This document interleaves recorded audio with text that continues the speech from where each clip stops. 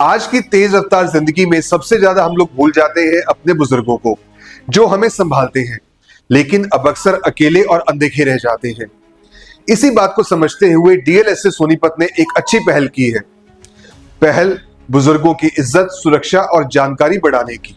DLSA Sonipat, district legal service authority Sonipat ने बुजुर्गों के लिए एक जागरूकता शिविर लगाया, जहां उन्हें बहुत आसान भाषा में बताया गया कि कानून उन्हें कौन कौन से अधिकार देता है, कौन सी सरकारी योजनाएं उनके लिए चल रही हैं और जरूरत पड़ने पर उन्हें मदद कैसे मिल सकती है। डीएलएसए की तरफ से अधिवक्ता अश्विनी कुमार ने कहा कि हर बुजुर्ग को कानूनी मदद, सलाह और सुरक्षा देने के खास इंतजाम किए गए हैं ताकि वे अपना जीवन सुरक्षित और आत्मनिर्भर तरीके से जी सके। शिविर में निःशुल्क कानूनी सहायता, परामर्श, संरक्षण योजनाएं और हेल्पलाइन नंबरों की पूरी जानकारी दी गई। आप देख रहे हैं SNA न्यूज़। बुजुर्ग जिन्हें हम घर की शान समझा करते थे, आज वो वृद्धाश्रम में रहने को मजबूर हैं, और क्योंकि उन्हें अपने अधिकारों का, अपने हकों के बारे में कुछ जानकारी ही नहीं है। आज हम पहुंचे हैं एक वृद्धाश्रम में, जहां पर कानूनी साक्षरता अभियान के तहत इनके हकों के बारे में जानकारी दी जा रही है। तो उन्हें कानूनी साक्षर बनाने के लिए यहाँ पर अधिवक्ता पहुँचे हैं। उनसे जानेंगे कि किस तरह से ये अपने जीवन को व्यवस्थित कर सकते हैं। जी, पहले तो आपका नाम और परिचय चाहिए। सर नमस्कार, मेरा नाम अश्विनी कुमार है। पेशे से मैं एक एडवोकेट हूँ, जैसा कि आप देख ही पा रहे हैं, और मैं डिस्ट्रिक्ट लीगल सर्विसेज अथॉरिटी का एक पैनल एडवोकेट हूँ, और honourable CGM chief judicial magistrate cum secretary Shri Pracheta Singh के इंस्ट्रक्शन पर आज मैं यहाँ इन बुजुर्गों के समक्ष आया हूँ, ताकि मैं हमारे डीएलएसए के बारे में, उसकी वर्किंग के बारे में, साथ ही सरकार के द्वारा इनके लिए जो स्कीमें चलाई गई हैं उनके बारे में बता सकूँ। तो ये जो बुजुर्ग हैं, वो आज के दौर ऐसा है कि इन्हें एक एक्स्ट्रा पर्सन समझ के घर से बाहर निकाल दिया जाता है, और ये यहाँ पर अकेले रहने को मजबूर होते हैं। तो क्या कहेंगे, किस तरह से ये अपना जीवन व्यवस्थित कर सकते हैं? देखिए, कहीं ना कहीं आज का जो जीवन है वो बड़ा भागदौड़ भरा है, और कहीं ना कहीं इस भागदौड़ भरे जीवन में जो बच्चे हैं आजकल के और यूथ है, वो समय ही नहीं दे पाते हैं इन बुजुर्गों को, और कहीं ना कहीं फिर इसी वजह से वो समझते हैं कि कहीं ना कहीं यह उनके लिए एक बर्डन है। और शायद यही कारण है कि आप देखेंगे दिन प्रतिदिन वृद्धाश्रम है, उनकी संख्या शहरों में बढ़ती ही जा रही है। तो ये सामाजिकता नीचे जा रही है, या काम का प्रेशर इतना है लोगों को? कहीं ना कहीं हमारा जो समाज है उसमें भी थोड़ा डाउनफॉल है, और इसी का रिजल्ट आप क्या देख पा रहे हैं। देखिए यहाँ कितने बुजुर्ग बैठे हुए हैं, शायद सभी के सभी, ऐसा तो है नहीं कि भाई इनका कोई अपना है नहीं। मुझे लगता है कि शाम को शायद सभी की आंखों में आंसू भी होंगे, अपने बच्चों को याद करते हुए कि कैसे उन्होंने उन बच्चों को धीरे धीरे पाल पोस कर बड़ा किया।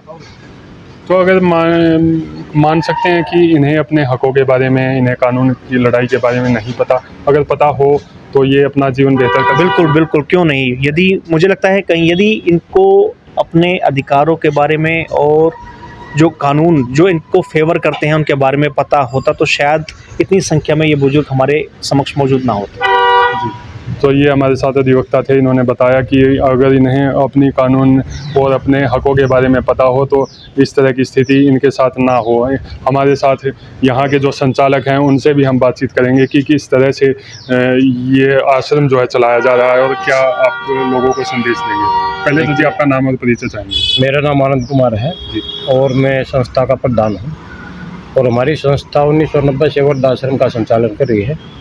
अभी हमारी चौथी बिल्डिंग है, मतलब जैसे खरकोदा स्टार्ट किया और सोनीपत है, तो तीसरी बिल्डिंग में हम इसको बुजुर्गों को रख रहे हैं। और ये बुजुर्ग अब हमारे पास जितने भी हैं, ये 4 स्टेटों के बुजुर्ग हैं, हरियाणा, दिल्ली, यूपी और राजस्थान। और सभी बुजुर्ग खुश हैं, मतलब यहाँ आने के बाद ये खुद कहते हैं कि अभी हम तो जीते जी स्वर्ग में आ गए। तो आपने 1990 में किस तरह से इनिशिएटिव लिया कि इस तरह के एक आश्रम चलाने की आवश्यकता है? देखिए, ये तो समय की बात है, मतलब वो कहानी थोड़ी ही ये हो जाएगी कि उस टाइम में दिल्ली पुलिस के लिए कंप्लीट हो गया था, सारे काम मेरे कंप्लीट हो गए थे, और मैंने ज्वाइन करने जाना था। उस दिन मेरे को 2 बुजुर्ग मिले थे जिन्होंने मतलब मेरी दिशा ही बदल दी। वहाँ जहाँ जाना था वहाँ तो मेरा ध्यान नहीं रहा। उन बुजुर्गों को लेके मैं खरकोदा आ गया। वहाँ पर मेरे मौसा जी थे, उनका काफ़ी बड़ा मकान था। उनसे मैंने रिक्वेस्ट की, वहाँ मौसा जी एक कमरा चाहिए, उन्होंने कमरा दे दिया। उसी दिन से आश्रम शुरू हो गया। तो क्या लगता है आपको 1990 से आज तक का सफ़र कैसा रहा कि बुजुर्गों को इस तरह के हालात में क्यों जीना पड़ रहा है? कहीं ना कहीं लोगों की सामाजिकता मानसिकता नीचे स्तर पे जा रही है। देखिए, अगर सभी की सोच एक ही होगी तो फिर ये स्थिति कहाँ से आएगी? क्योंकि हर इंसान तो एक नहीं सोचता ना, कोई अच्छा सोचता है, कोई बुरा सोचता है, तो सबकी स्थिति अलग अलग है। उनमें से कुछ परिवार ऐसे हैं जो बुज़ुर्गों को रखने में असमर्थ हैं। जैसे हमारे पास ये मानो 25-26 बुज़ुर्ग हैं, महिलाएं भी हैं, तो ये उन्हीं परिवारों की निकाली हुई हैं जो रख के खुश नहीं। कई बार तो ऐसे भी आए हैं जिनके लील पड़े उड़ाए हैं, पेटे उड़ भी आए हैं। तो सोच जो है ना, पता नहीं है कहाँ डाली। स्थिति वाली बात जो आप कह रहे हो ना, ये जितने भी बुजुर्ग हैं इन सब के यूँ मानो कम से कम 5-6 से लेके 8-8, 10-10 बच्चे हैं। अब जो स्थिति चल रही है उसमें तो ये है एक नहीं तो दूसरा नहीं तो तीसरा अपने माँ बाप की केयर कर ले है। मगर जो आगे आने वाली स्थिति है ना, आप लोगों की उम्र की जो है, जिसमें हम दो हमारे दो, स्थिति तो वो भयानक आएगी। और इन बच्चों को जो दुआली है उनमें उनको सिर्फ मोबाइल चाहिए, उन्हें पड़ोसी तक का पता नहीं कि कौन है कौन नहीं है। तो स्थिति तो भयानक आगे आएगी।